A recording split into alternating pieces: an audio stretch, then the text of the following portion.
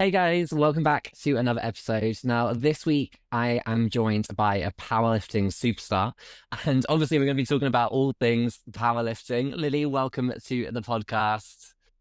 Hi, thank you for having me. No, don't be silly. Do you mind just telling everyone a little bit about who you are or what you do and just like a little bit of background?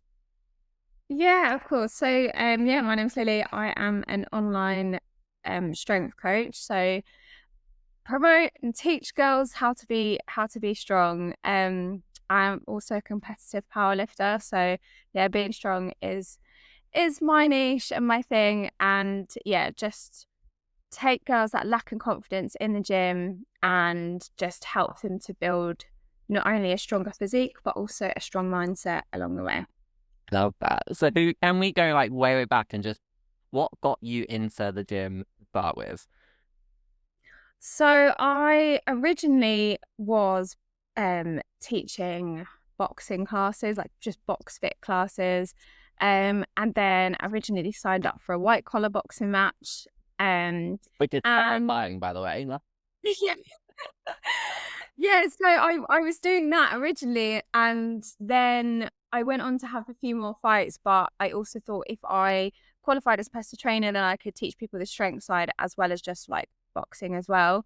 So yeah, then once I qualified, I was just training people in the gym or outside in parks for a long time and got into, well, I've been competing now for 4 years. So but I was doing strength training before that, but not like I am now. So yeah, it's been a journey, but I definitely enjoy it. Amazing. So, can we just explain a little bit about what powerlifting is? Yeah, of course. So three compound movements. You've got your bench press, squat, and deadlift. And you have 9 lifts at a competition. So you do 3 of each. It is done on good form as well. So even though you're trying to lift your absolute maximum while maintaining a good form, and there's quite a lot of rules there, and they have judges that are watching your lift, and the aim is to get 3 white lights from all of them to get a pass lift. If you get one right, that's okay, but you just go and find out what the reason was just to make sure you don't do it again. But yeah, so you normally at a competition you start off with your squat, and you always open with a squat that you think you can do, and then if you pass that, you can increase your weight for your next one, and then you can increase again for your third one. And you do the same for bench press and for deadlift as well. And the aim is to lift as much as you possibly can, and it's versus how much you weigh. So so even though that there's girls that can lift more, but they might be a lot heavier. So it's all put into like a formula and balances Amazing. out. But this might be like a really stupid question, but how do you approach a warm up for that? Like, is there an area separate where you can like practice your squat and your deadlift and build Yeah, up to so it? they Or, Yeah, so they've got like at a competition, they've got like what they call a platform, which is where you walk out to do your lifts. And everyone uses it. It's so quick because everyone does one squat and then everyone does their second one. And by the time you've done your squat, you've put your next one in, gone round. It is quite quick. So yeah, it's separate warm up area. So first of all, you'd warm up for your squats, and then there's normally a little break. You do so it's like over a course of a day. It's like a whole day thing. oh So you wow, warm up okay. in between. Runs. I mean, in my head, I'm like, right, you sit, like you do your rep, you like stand around for a couple of minutes, and then do like the next one. But that makes so much more sense. Yeah, and there's what we call flights, so which is almost like categories. So if there's like I don't know, so say 49 kilos to 65 kilos will be flight one. So then there'll be a little break, flight two, flight three. So that's why it's quite spread out. Because you've got to get through everyone in all the categories before you'd go on to say like your bench or your deadlift. Got you. So I know you said that you started doing like strength stuff before powerlifting. How would you say your training has kind of changed or shifted even from then to now? Oh, it's changed a lot. I used to be that girl that would only sit on a machine and just leisurely, train or pick up these little dumbbells and feel like I was training hard. And in comparison to what I do now, I look back and I just think, yeah, it's massively changed. and even just the style of training, I know like back then it was all about doing, you know, 3 sets of 12 to 15 reps, and that's what you had to do. And I don't train like that now. I don't coach like that now. And I just, yeah, see way better results from training slightly different. So change And for what that. what would you say is the main shifts? Like, I know you're saying the 12 to 15 or the 10 to 12 reps. What would be now how you would approach training up to a powerlifting say like the period before? Mm. So so how I train and how I train some of my powerlifting guys would be slightly different to someone that is just trying to get strong or drop some body fat and gain muscle just because of the exercises that we do. But following the same concept of lift heavier and less reps, and especially for like your first set, because quite often if people are trying to hit 15 reps with something like a compound movement, like who wants to do 15 squats? And if you do, how are you supposed to increase your weight if you've got to do 15 of them? And then it becomes is people concentrating on the number and counting their reps rather than actually trying to shift the weight. So adding more load onto those movements just means that you can lift heavier and actually you're putting more strain on your muscles, and you're fatiguing your muscles more in order for them to grow. So yeah, It's kind of double whammy, is it really? yeah, yeah. And don't get me wrong, I still do sets of 12, you know, but for more like your accessory exercises. So all your exercises that go around like our main compound movements. And how would you say, like, so there's the three main lifts over like a week of training, would you say, like, how many times would you be repeating those three lifts in a week? So sometimes people only train 3 times a week. So they do their bench press on one day with the accessories that go around that, then the squats and the deadlifts. But I actually train 4 times a week. So I do 2 bench days and 2 squat and deadlift days together. And one of them will be more like competition kind of standard, like because bench press we have to pause it. So you have to lower the bar to your chest, hold it there, wait for them to say press, and then press. So it means that you haven't got the momentum to push it. So obviously you've got to practice that in your training. So one day will be more your competition stuff, and then the other day will be more of like your strength building and different variations. So there's tons of different variations of like bench, squat, and deadlift to help strengthen them and help strengthen like your sticking point. So for instance, if you know, you struggle with like getting it off of your like here from your chest, sometimes that's like your sticking point, then you can do an exercise to help like strengthen that bit. So that'll be on a different day. And then my other 2 days, one of them I never used to, but now I always squat and deadlift together, because what happened was go to a competition and by the time I got to deadlift I was failing them, because you train fresh in the gym, but at a competition you've already done all of your squats and all of your bench, so then by the time you get to the deadlifts you're knackered. So now in training I always pre-exhaust my deadlifts first by doing squats first, so that I've trained like that so that I'm okay then. So then yeah, again, one of them will be more strength building and the other one would be practicing like more competition stuff.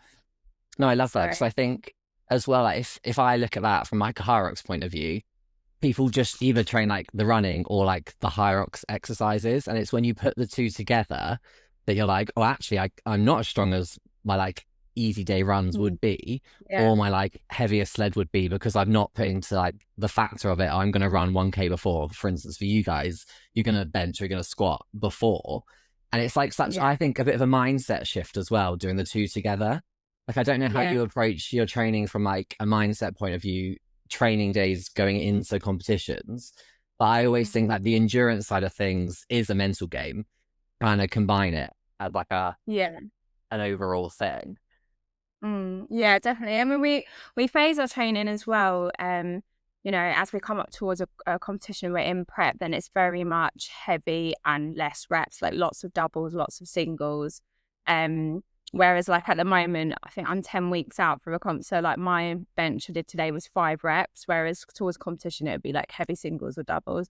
So yeah, it's sort of getting your mind prepared for being able to do it. But again, like I never ever max out in the gym. So I don't know what I can lift until the day, which sometimes people are like, what? Because I know some people that do powerlifting, they practice their singles before. But to me, it puts so much like pressure and stress on your central nervous system and on you, that if you're doing that in the gym a couple of weeks out, you can't expect to perform on the day. So I do all of the groundwork and then just hope on the day it comes together.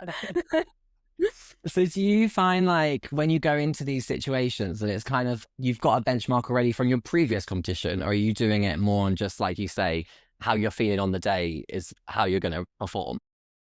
Yeah, so I know that I'm getting stronger because like I did a post on it in my story about hitting like volume PBs this week. So I know like today I did like 50 kilos paused bench for 5 reps, which I've never been able to do before, maybe 3, 4 mats. So the fact I can do it for that many reps now means I'm getting stronger. So, and how by the time we come up to the next competition, we would just go in as our first lift a little bit higher than what we did previously, and try and get some PBs on the day and try and finish on higher, which doesn't always happen because it's so hard for all 3 of them to go up. Like normally one gets stronger, but then the other one might go down. It's very much like this because obviously it's all 3 of them. It's a lot to be able to improve on. Yeah, massively. How would you say like you approach just like the periods in between? So I know you say you've got 10 weeks now going up to it. How long do you normally leave between like competition to competition? Or is it just based on how you're feeling or like what the next competition is coming up? Yeah, so normally I try and do about three a year.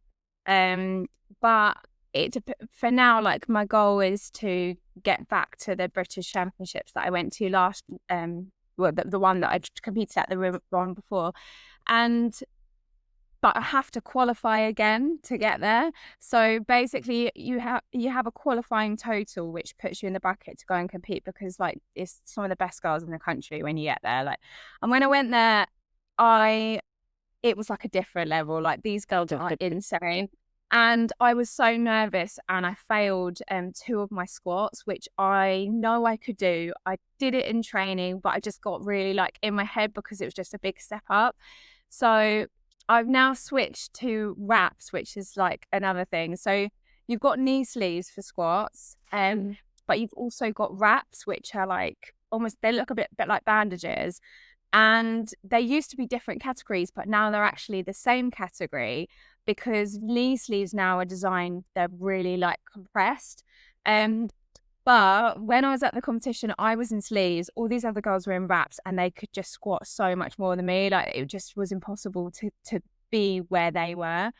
So after that one, my coach was like, right, we're switching you to wraps and we're coming back next year. So I've just been squatting in wraps for like the last like 5 weeks. And yeah, I've already seen a massive improvement. So I'm hoping I'll qualify again for the Brits the next one, go back next year and just hopefully be a lot better. How, from my point of view, like, how do you go into that competition when you've seen everyone going, oh, they're all in their wraps, right? Wraps, Yeah. and you're in like your sport going, I actually physically can't do that. How do you enter into the space going, right, I'm just going to give it my best? Like, what approach do you take? Well, do you know what? When I never thought I would have got to compete at the Brits like so soon anyway. So the fact that I was there, I was going just to get some PBs for me. It wasn't necessarily about winning. And I walked away with a huge PB on my deadlift, and I nearly cried. Like, while I was holding it, I just shocked myself. And I had my daughter there screaming for me, and the whole experience was just like amazing. But like how it works is if you get like placed in the top 3 at the Brits, then you go to the Worlds, which is like the end goal. Like that's where I want to go. So I'm just gonna keep going, really. So yeah, it wasn't necessarily about winning. It was just to go and get some PBs, and I managed to do that. So I just was really happy anyway. I think that's such a confidence builder in itself. Like just going and showing to yourself, and like showing even to your daughter, like you can do these massive things. If you put the groundwork in, you put the like hard work, foundational stuff, you can go on to like this stage essentially and perform to people and do such an incredible thing. It must be so like mentally amazing to have that like in your back pocket to pull out. Yeah, do you know what it is as well? Like, oh, and I say this to a lot of my clients. The thing is with like bench press and squat is that weight is on top of you. So you've almost like got no choice but to get up or to push it off you. But the thing is with the deadlift is you have to be mentally committed to move it because it's a choice. Like you're going to pick it up off the floor. Like it's not going to hurt you. It's a complete choice thing. So you have to like walk out there and like actually believe that you're going to do it. And I think I was so annoyed about my squats that I just thought we went higher than we were going to. I didn't even know I could lift that kind of weight. I think I'd only done 132 kilos previously. Which is massive in itself. We've got nothing to lose, and I was just so shocked. So it goes to show it's a lot of it is mental, but in training it is as well. You have to like get competitive with yourself and make sure that you are doing more than what you've done on your previous session to get stronger. Yeah, massively. Like, would you say you are a competitive person, or would you say this is kind of like your competitive outlet? Yes, competitive person. I think I've always been. I think especially from boxing as well. I think to get into a ring and have a physical fight with someone, you've got to have it of a competitive nature.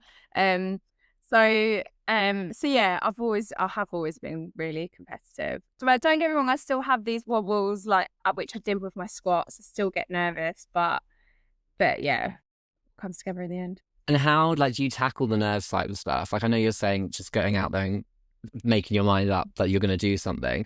But is there any like little tips or tricks that you have to kind of calm nerves or?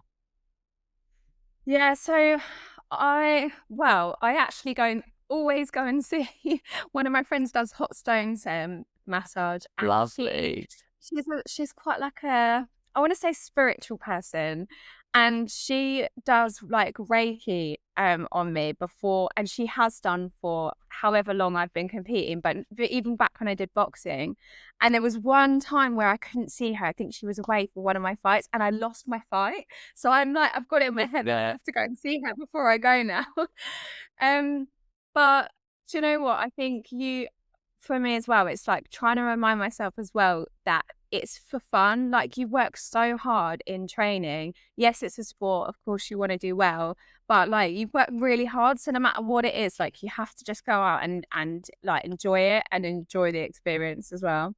No, massively. I think that's so important to remember because we all get I feel like maybe now more like the high rock side or like running stuff is such like a big trend to go and enter yourself into these competitions that like a couple of years ago, people weren't just like people off the street even weren't entering into these competitions. So now the fact that there's such a big range of people going in and going against people like yourself and expecting to be like at the same level, I think you kind of just have to go, well, you're here for fun. You're not here to beat the best because there's people again like you that are training so hard and constantly like out there beating and wanting to get to the top.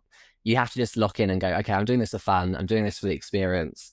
And what can I gain from that experience? As to speak, apart from winning, because necessarily not going to be the thing that comes along. Yeah, and the thing is with powerlifting as well is because it's done on your own total and how much you can lift. Of course, there's going to be first, second, third place, and you can still get like ranked within your class. But anyone that's doing it, you know, you've got the novice competitions or the competitions you start out with, you just have to go in with, right, I'm just going to beat my last, like almost like your last score, or I'm going to just try and get some PBs. And so you can just make it like fun that way rather than being too fixated on, you know, what everyone else is doing and trying to beat certain people. And yeah, that's the best of it. It's a game though, isn't it? It's a game and you just have to try and make it as fun as possible. Yeah, exactly. What would be your advice like to anyone that wanted to get into powerlifting that maybe already does a little bit of strength training but nothing to that extreme?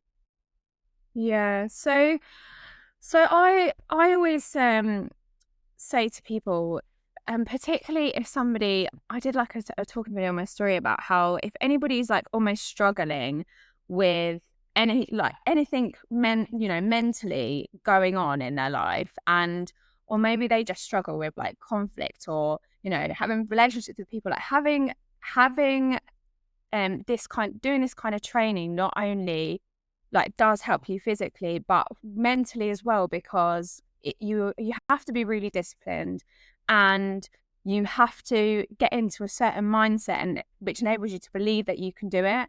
And it teaches you so much, like to be resilient, and to put like your training first, and that you've got to do all of the things and not just walk into the gym and pick up some weights. Like there's so much more to it. And I always find that, like for me, whenever I'm in training and I've always got something in the pipeline, it's having that focus keeps me on track with everything else, because if I don't have that, I know that everything else would just be, all over the place. But like having an end goal helps me stay on track with everything. And I notice such a difference within myself in all aspects of my life, because I have got that as a focus.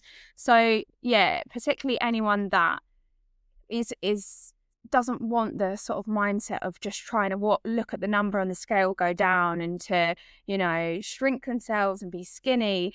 And it's just such a way of trying to shift your mindset from how much you weigh to like how much you can lift, because if you can lift more, naturally the number on the scale does go down for someone that wants to lose weight. In my case, it has gone up, but through gaining of muscle and my physique has changed. So for someone that wants to get into shape, like lifting heavy does do that. And it just completely changes that mindset of, having to starve yourself and gym's a chore and, I've got to go to the gym, and you start enjoying it a lot more. It really does. No, it's true. I think lots of people, like, especially come to me being like, they want to lose weight, and the thing that they've got in their head is, right, I'm going to do loads of cardio, or I want to start running, or all those kind of like trendy fad things that we've seen in the past. But actually lifting heavy does you more beneficial in the long run as well. Like not just necessarily losing weight and looking better right now, but in the long run of like your functionality of being. Yeah. Like And you're going to go out there and no, go on, you go. No, sorry, I was thinking it's a bit of a delay. And for particularly like people that are parents as well, or that are getting slightly older, the stronger that they are, I've got clients that notice a huge difference just in the normal like day-to-day life because think about it, you deadlift every day when you pick something up off the floor if you're lifting something correctly. So if you get stronger at that, it just makes normal tasks a lot easier. So true. Like, I obviously, Izzy sees you do all this stuff as well. Does she have any like mindset of wanting to get into this world, or does she even do it now? Like, I don't know what the age limit is. Yeah. To go into. She does. She can compete when she's 13. So she's gonna be from 13 they can. She's gonna be turning 10 in January, so she's got a few years to go. But yeah, she's always done a bit of training with me, bless her. She just has to make sure she's doing reps, and but she does like little banded pull-ups, and she's super strong. And she comes to literally every single competition, and that girl will sit there over not only my day of watching everyone, but like the day before, because we always go a day early for weigh-in. So she'll watch all of the guys like screaming for everyone, and then the next day, like she just loves it. She will sit there and watch everyone. So she's been around it a lot. So I know one day it'll be her up there, I'm sure. I love that. That's such a good thing for kids to see as well. Like to see, there's always these stereotypes around the gym of them being quite like scary, intimidating places. But to bring a child into that environment so young and to be like, look, this is how fun it is. And this is like what you can achieve if you put in like the groundwork and actually put your mind to something is such a valuable gift to give a child, I think. Obviously, I don't have kids, so I don't know the ins and outs, but yeah, no, I'm really lucky because I work in such a lovely gym, and they've known Izzy for a long time, so she's always pottering around and sees what's going on. And I know a lot of children aren't allowed to walk into gyms, but she's, even when we were out back in the day when we were outside in parks, like she knows how to like box, she can hold pads, like she's just, yeah, she's actually we've got a run as well this Sunday, and she runs the mile race, the kids race, and I'm doing the 5K. I used to do the half marathons, but I genuinely don't think I could run half marathon anymore, so I'm doing the 5K. But yeah, she's doing the kids mile race as well. So bless her, she's been doing that for a few years. It's amazing. I love this. I want to be Izzy. Yeah. You ask her what she So, wants to do when she's older, and she wants to be a tattoo artist when I ask her, so we'll see. I love that. You can have mental talent, eh? Let's not like single anything out. Exactly. Well, Lily, this has been amazing. Thank you so much for giving me your time. This has been great. Before we No, go, well, I've got one question for you. yeah. What is like one lesson that the gym has taught you that you carry into your everyday life? It's a big one. So, yeah, it's that, well, one bit of advice as well as a lesson is just to going to the gym and honestly not to worry what other people might think, because a lot of the time, and particularly girls, and this is something that I've learned a lot, is you get so worried about what you're doing because you think everyone's looking at you, but a lot of the time people are so engrossed in what they're doing that nobody cares, if you're going to get things wrong, or if your form's off, or if you're not putting your exercises together. Like, everybody was once a beginner. I didn't have a clue once upon a time what I was doing. So like, the best advice is to just go into the gym and give it a go, even if you don't know if it's right, because that's the only way that you're going to learn. So yeah, like, one of the biggest lessons that I've learned, and probably definitely still carry with me today, is like, confidence is definitely built like over time, and it's not something that just, you're born with. So just give everything a go. Amazing. Lily, you're a star. Let everyone know where they can find you. Where's the best place? Like Instagram, YouTube? Yeah, so Instagram it's Lily_the fitness box, and at the moment TikTok as well, which is at Lily Jane Hagans. YouTube will be up soon, I promise. I've got all my stuff now. I just need to get recording, so it's on my list for this month now, back at school. Amazing. You heard it here first. You're a star, Lily. Thank you so much. You're welcome.